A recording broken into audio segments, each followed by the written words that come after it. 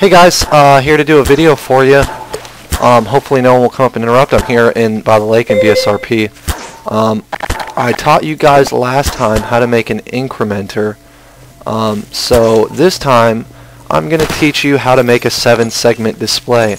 Now I just learned this the other day, and just goes to show how you can easily learn things in Wire if you just take the time to play with things. And that's a little small. I'm not going to make you look at that. If you just take the time to look at things and play with them, you'll figure out how they work and how to wire them up. It just takes a lot of trial and error. I've probably put every single chip there is down and tried to use it at least once. Now, I put this down the other day and I saw A, B, C, D. If you can see here, there. Maybe I gotta get closer to show you. If you see right here, it says C. This is the C panel. That's D, E, F, and G. And I was like, oh, that's interesting. And I remembered seeing a 7-segment decoder in a chip right here. So I put that down and I said, well, let me use my Wire Advanced tool and see what it does. Well, it has one input here, so I wonder what I'm going to do there. But this has an input, so I did that, and then I went over here and I said, oh, A through G. So I went ahead and tried it, and I wired each piece up. Stop randomly shooting, please.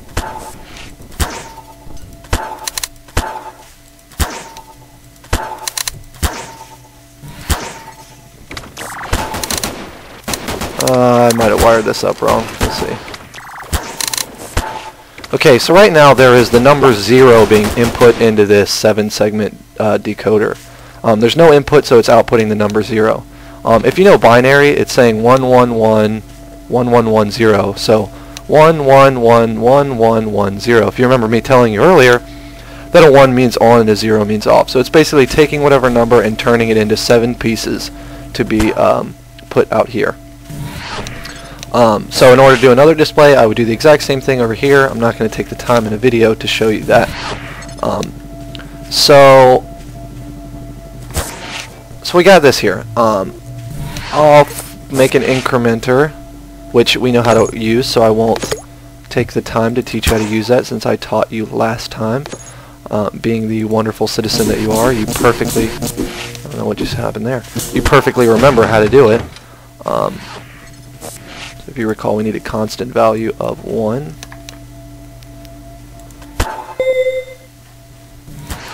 And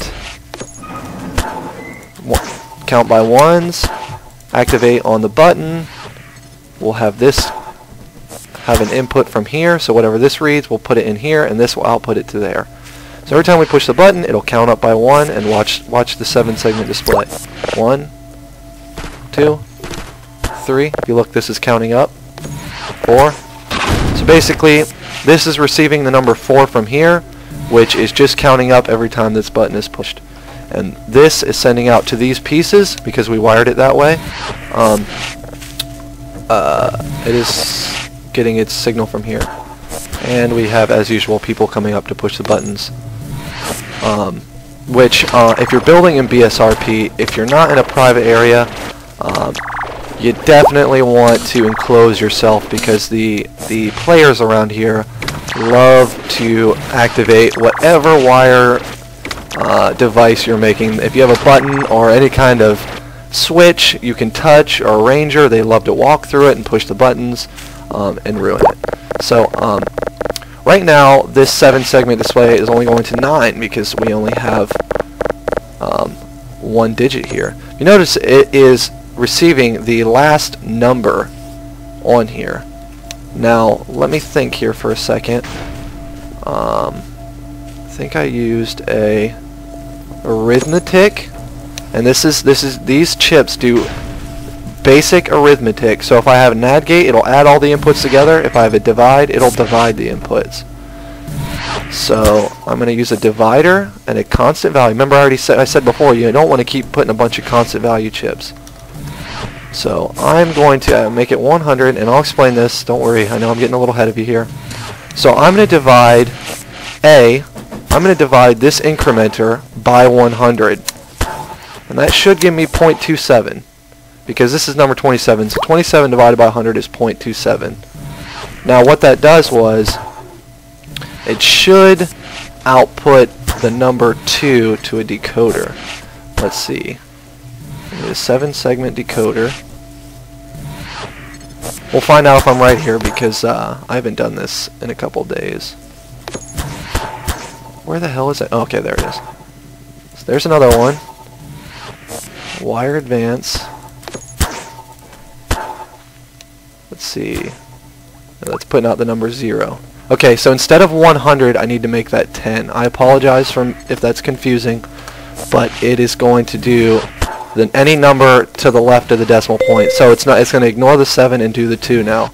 So now 1 1 0 1 1 0 1. Yep, that's right. And I'm just kind of eyeballing how the thing is picking up on it. If you don't understand, I will visually represent the number 2 here.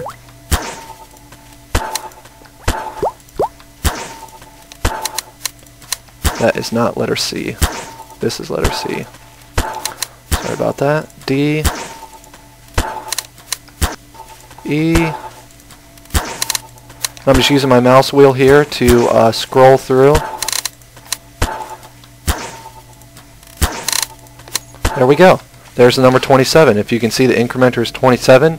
We divided 27 by 10 and made 2.7. And if you, I don't know if I can use my mouse here on this, but if you look up here, it's going to disappear. If you look there, 2 is to the left of the decimal point, so it's ignoring everything right of the decimal point. If you know your math pretty well, then this should make perfect sense to you. If not, just remember to divide it by 10 using the divide, and then this is getting its input from here, and this one's getting its input from here. And this one's only paying attention to the last number, and this one's paying attention to the 2. So every time I push it, it'll go up. And this will work all the way up to 99. And if you guys were here the other day when I had my store with the customers counter, this is exactly the system I use. I just put a nice sign up that said however many customers